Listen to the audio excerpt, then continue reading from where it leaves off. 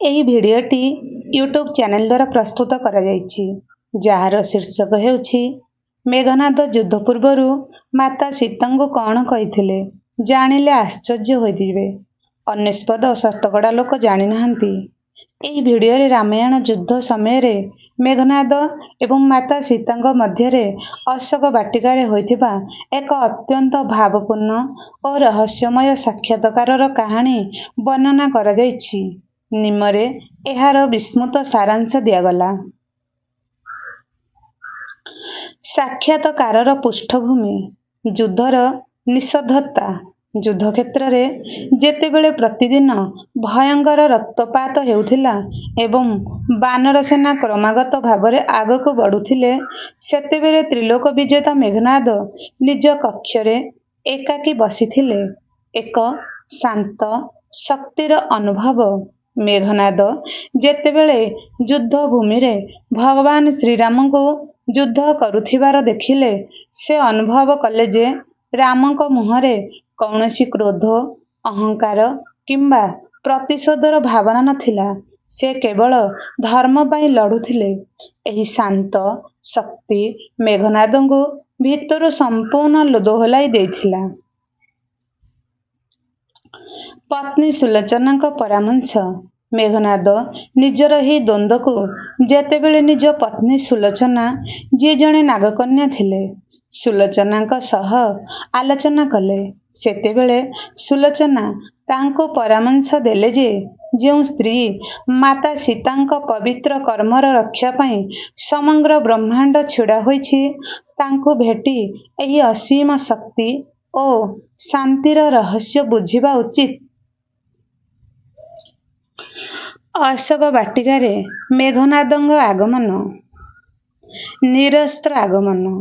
ନିଜର ଆଭ୍ୟନ୍ତରୀଣ ବ୍ୟାକୁଳତାକୁ ଶାନ୍ତ କରିବା ପାଇଁ ମେଘନାଦ ଯୁଦ୍ଧର ଠିକ୍ ଗୋଟିଏ ରାତି ପୂର୍ବରୁ କୌଣସି ଅସ୍ତ୍ରଶସ୍ତ୍ର, କବଚ କିମ୍ବା ସେବକଙ୍କ ବିନା ଏକ ସାଧାରଣ ବସ୍ତ୍ର ପିନ୍ଧି ଚୁପଚାପ ଅଶୋକ ବାଟିକାକୁ ଗଲେ।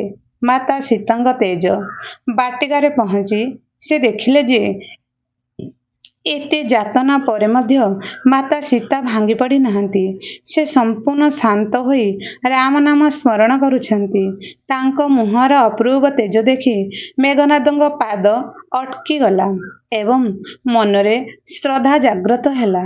ମେଘନାଦଙ୍କ ପ୍ରଶ୍ନ ଏବଂ ମାତା ସୀତାଙ୍କ ଉତ୍ତର।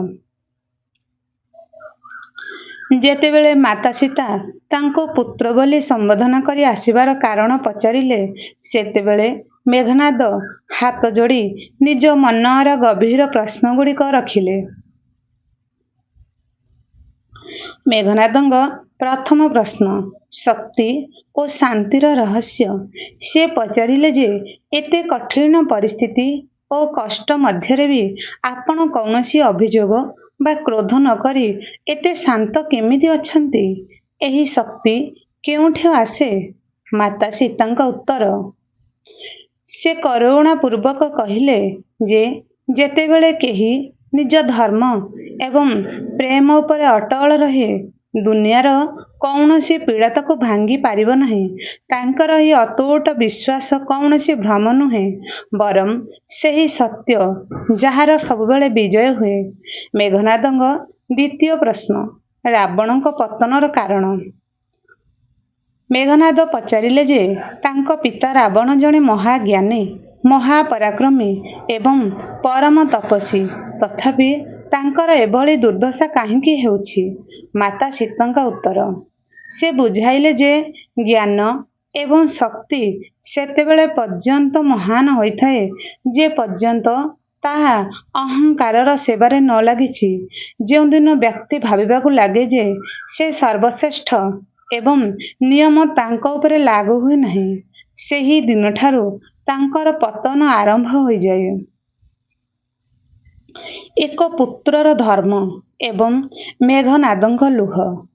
ଯେତେବେଳେ ମେଘନାଦ ନିଜର ଅସହାୟତା ପ୍ରକାଶ କଲେ ଯେ ସେ ନିଜ ପିତାଙ୍କ ଭୁଲ କାର୍ଯ୍ୟ ବିଷୟରେ ଜାଣି ସୁଦ୍ଧା ଜଣେ ଆଜ୍ଞାଧୀନ ପୁତ୍ର ହୋଇଥିବାରୁ ତାଙ୍କ ବିରୁଦ୍ଧରେ ଯାଇପାରୁ ନାହାନ୍ତି, ଯେତେବେଳେ ମାତା ସୀତା ଏକ ବଡ଼ ଶିକ୍ଷା ଦେଲେ। ସେ କହିଲେ ଯେ ପିତାଙ୍କୁ ପ୍ରେମ କରିବା ଠିକ୍, କିନ୍ତୁ ପିତାଙ୍କୁ ଭୁଲ ରାସ୍ତାରେ ଯାଉଥିବାର ଦେଖିବି ତାଙ୍କ ସାଥ ଦେବା ପୁତ୍ରର ଧର୍ମ ନୁହେଁ। ଏପରି କରୁଥିବା ପୁତ୍ର ସେହି ପଥର ସଦୃଶ୍ୟ ଯିଏ ଡଙ୍ଗାକୁ ବୁଡ଼ାଇବାରେ ସାହାଯ୍ୟ କରେ। ଏହା ଶୁଣି ତ୍ରିଲୋକ ବିଜେତା ଯୋଦ୍ଧା ମେଘନାଦ ମାତା ସୀତାଙ୍କ ସାମ୍ନାରେ ଜଣେ ଛୋଟ ପିଲା ଭଳି କାନ୍ଦି ପକାଇଲେ। ମାତା ସୀତା ଦୂରରୁ ହିଁ ହାତ ଟେକି ତାଙ୍କୁ ମାତୃସୁଲଭ ଆଶୀର୍ବାଦ ପ୍ରଦାନ କଲେ। ଶେଷ ବିଦାୟ ଓ ଯୁଦ୍ଧର ପରିଣାମ। ମାତା ସୀତା ମେଘନାଦଙ୍କୁ କହିଲେ ଯେ ଅଧର୍ମ ଯୁଦ୍ଧରେ ବିଜୟ ମଧ୍ୟ ପରାଜୟ ସଦୃଶ୍ୟ ଏବଂ ଧର୍ମ ଯୁଦ୍ଧରେ ମୃତ୍ୟୁ ମଧ୍ୟ ଅମରତ୍ୱ ପ୍ରଦାନ କରେ। ସେ କହିଲେ ଯେ ଇତିହାସରେ ତାଙ୍କ ନାମ ଜଣେ ଖଳନାୟକ ଭାବରେ ନୁହେଁ, ବରଂ ଜଣେ ସମର୍ପିତ ପୁତ୍ର ଭାବରେ ନିଆଯିବ, ଯିଏ ନିଜ ପିତାଙ୍କୁ ଏତେ ଭଲ ପାଉଥିଲେ ଯେ ତାଙ୍କ ସହ ମୃତ୍ୟୁକୁ ଆଲିଙ୍ଗନ କରିବାକୁ ସ୍ୱୀକାର କଲେ। ଯିବା ପୂର୍ବରୁ ମେଘନାଦ ମାତା ସୀତାଙ୍କୁ ଅନୁରୋଧ କଲେ ଯେ ଯେତେବେଳେ ସବୁକିଛି ଶେଷ ହେବା ପରେ ସେ ଅଯୋଧ୍ୟା ଫେରିବେ, ସେତେବେଳେ ଏହି ପୁତ୍ରକୁ କେବେ କେବେ ନିଶ୍ଚୟ ମନେ ପକାଇବେ।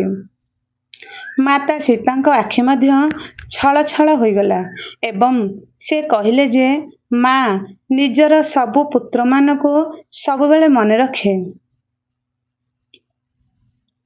ପରଦିନ ଯେତେବେଳେ ମେଘନାଦ ଶେଷ ଯୁଦ୍ଧ ମଇଦାନକୁ ଓହ୍ଲାଇଲେ, ତାଙ୍କ ମୁହଁରେ କୌଣସି ଅହଙ୍କାର କିମ୍ବା କ୍ରୋଧ ନଥିଲା, ବରଂ ମାତା ସୀତାଙ୍କ ଦ୍ୱାରା ଦିଆଯାଇଥିବା ଏକ ଅପୂର୍ବ ଶାନ୍ତିର ଭାବ ଥିଲା। ଭିଡ଼ିଓର ମୁଖ୍ୟ ବାର୍ତ୍ତା, ନୈତିକ ଶିକ୍ଷା। ଭିଡ଼ିଓର ଶେଷରେ ଏହି ସନ୍ଦେଶ ଦିଆଯାଇଛି ଯେ ସନାତନ ଧର୍ମ ଅନୁଯାୟୀ କୌଣସି ବ୍ୟକ୍ତି ସମ୍ପୂର୍ଣ୍ଣ ଭାବେ ଖରାପ ନୁହନ୍ତି। ପ୍ରତ୍ୟେକ ଆତ୍ମା ମଧ୍ୟରେ ଭଲପଣର ଏକ ବୀଜ ଥାଏ, ଯାହାକୁ କେବଳ ସତ୍ୟ ଏବଂ କରୁଣାର ପାଣି ଦରକାର ହୋଇଥାଏ। ଶକ୍ତି ଅପେକ୍ଷା ସବୁବେଳେ ସତ୍ୟ ବଡ଼ ଏବଂ ସତ୍ୟ ଅପେକ୍ଷା କରୁଣା ବଡ଼ ଅଟେ।